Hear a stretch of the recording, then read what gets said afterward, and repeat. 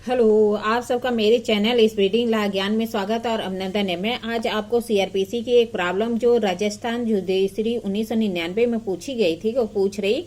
अगर आपको इसका उत्तर पता है तो इनबॉक्स में जाकर टाइप करिए और नहीं पता है तो मेरी पूरी वीडियो वॉच कर लीजिए। एक प्रथम वर्ग न्यायिक मजिस्ट्रेट जो अभियुक्त को आईपीसी की धारा 406 में सिद्ध दोष करता है तो मजिस्ट्रेट 1 वर्ष के लिए शांति और सदाचार के लिए बंद पत्र का निष्पादन करने का निर्देश क्यों नहीं दे सकता। मतलब कह रहा है कि जो प्रथम वर्ग न्यायिक मजिस्ट्रेट है किसी अभियुक्त को आईपीसी की जो धारा 406 है उसके तहत सिद्ध दोष करता है। सिद्ध दोष करने के पश्चात 1 वर्ष के लिए शांति और सदाचार के लिए बंद पत्र निष्पादित करने का आदेश दे सकता है या नहीं। अगर आपको पता है तो इनबॉक्स में जाकर टाइप करिए और नहीं पता है तो मेरी पूरी वीडियो देख लीजिए। प्रस्तुत समस्या सीआरपीसी की जो धारा 106 है उससे संबंधित है। धारा 106 जब किसी व्यक्ति को सिद्ध दोष किया जाता है तो उसे पर शांति कायम करने के लिए प्रतिभूत ली जाती है। 106 क्या कहता है? 106 कहता है कि अगर किसी व्यक्ति को सिद्ध दोष किया जाता है तो उसे क्या है, पर शांति कायम करने के लिए क्या किया जाता है, प्रतिभूति की मांग की जाती है। तो आइए देखें प्रावधान 106 का प्रावधान।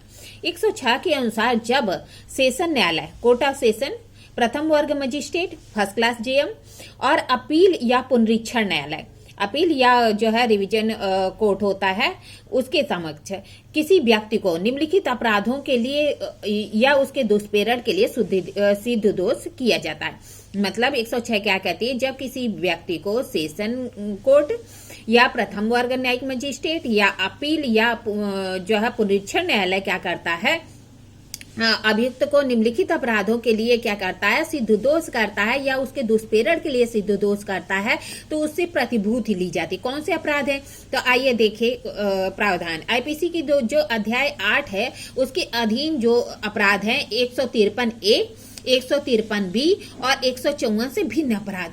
जो आईपीसी की अध्याय 8, आईपीसी का अध्याय 8 कहां से कहां तक है? तो ये है 141 से लेके 160 तक, 141 लेके 160 तक जो है इसके बारे में प्रावधान किया गया। तो उसमें जो है 153A, 153B और 154 को छोड़कर जो अभी अपराध हैं, मतलब इन धाराओं को छोड़कर जो भी अपराध अध्याय 8 के अंतर्गत आती है, मतलब 141 से लेके 160 तक सभी अपराध। या फिर कह रहा है हमला, आपराधिक बल और रिष्ट।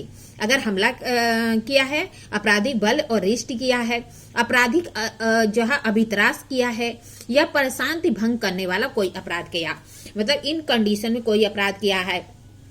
कौन सा? तो आईपीसी के अध्याय 8 के अंतर्गत कोई अपराध, लेकिन जो है 153A, B और 154 छोड़कर हमला, आपराधिक बल और रिष्टि का अपराध, आपराधिक अभित्रास का अपराध और जो है परेशानी भंग करने का कोई अपराध। तब उसकी राय में यह आवश्यक है कि ऐसे व्यक्ति को 3 वर्ष से अनधिक अवधि के उतनी जितनी कि वह ठीक समझे पर शांति कायम करने के लिए प्रतिभूओं सहित या रहित बंद पर निष्पादित करने का दंडादेश दे सकता है। तब क्या करेगा? तो कह रहा है 3 वर्ष से अनधिक की अवधि के लिए जितना कि वह ठीक समझे प्रतिभूओं सहित या रहित बंद पर निष्पादित करने का दंडादेश दे सकता है। प्रस्तुत समस्या में प्रथम वर्ग न्यायिक मजिस्ट्रेट जो कि अभियुक्त को धारा 406 के अधीन आईपीसी में सिद्ध दोष करता है। मतलब क्या कह रहा है कि जो ये समस्या है इसमें जो प्रथम वर्ग न्यायिक मजिस्ट्रेट है अभियुक्त को 406 आईपीसी के अधीन सिद्ध दोष करता है और अभियुक्त को 1 वर्ष तक शांति और सदाचार के लिए बंदपत्र निष्पादित करने का आदेश नहीं दे सकता। क्यों?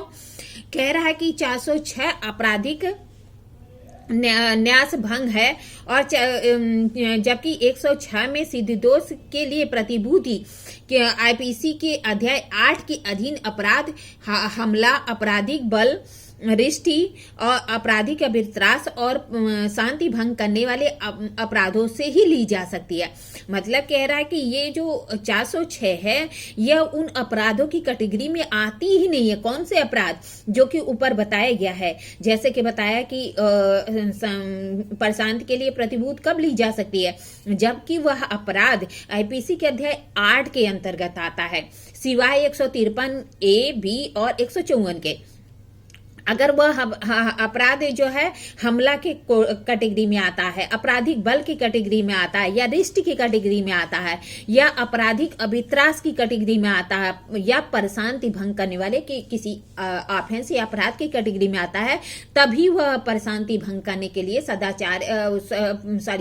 शांति भंग करने के लिए प्रतिभूत की मांग कर सकता है। लेकिन ये 406 ये तो जो है आपराधिक न्यास भंग है, और यहाँ पे आपराधिक न्यास भंग का उल्लेख नहीं किया गया है, वहां पे जो है बताया नहीं गया कि आपराधिक न्यास भंग, इसलिए इसमें प्रतिभूत की मांग नहीं कर सकता। ठीक है, तो कह रहा कि 406 शांति भंग करने वाला अपराध भी नहीं है, और जो 406 है वह जो है आपराधिक न्यास भंग होता है, या जो है कोई परिशांति भंग करने वाला अपराध नहीं है, इसलिए वह उसका डिग्री में भी नहीं आता।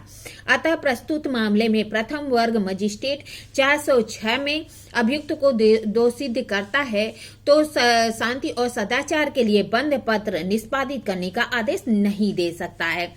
क्या कह रहा कि अगर वह जो है जो अब प्रथम वर्ग न्यायिक मजिस्ट्रेट है 406 के तहत अभियुक्त को दोषी करता है तो शांति और सदाचार के लिए प्रतिभूति का आदेश नहीं दे सकता है। लेकिन अगर आपके दिमाग में आएगा, मान लीजिए दे ही दिया तो क्या होगा, तो कह रहा है कि अगर वो देता है तो जो है सीआरपीसी की जो धारा 461 है इसके तहत कार्यवाही क्या होगी, दूषित होगी, कार्यवाही शून्य हो जाएगी। तो कह रहा है कि 461 के अधीन सीआरपीसी के कार्यवाही दूषित हो जाएगी अगर वो जो है प्रथम वर्ग न्यायिक मजिस्ट्रेट 1 वर्ष का जो है क्या करता है, प्रशांति कायम करने के लिए प्रतिभूत की मांग कर लेता है। इस तरह मैंने आपको प्रॉब्लम बताई, प्रॉब्लम का सोल्यूशन बताया। ऐसी ही अच्छी अच्छी प्रॉब्लम के लिए मेरा चैनल सब्सक्राइब करिए, लाइक और कमेंट करिए। ठीक है, धन्यवाद, थैंक यू।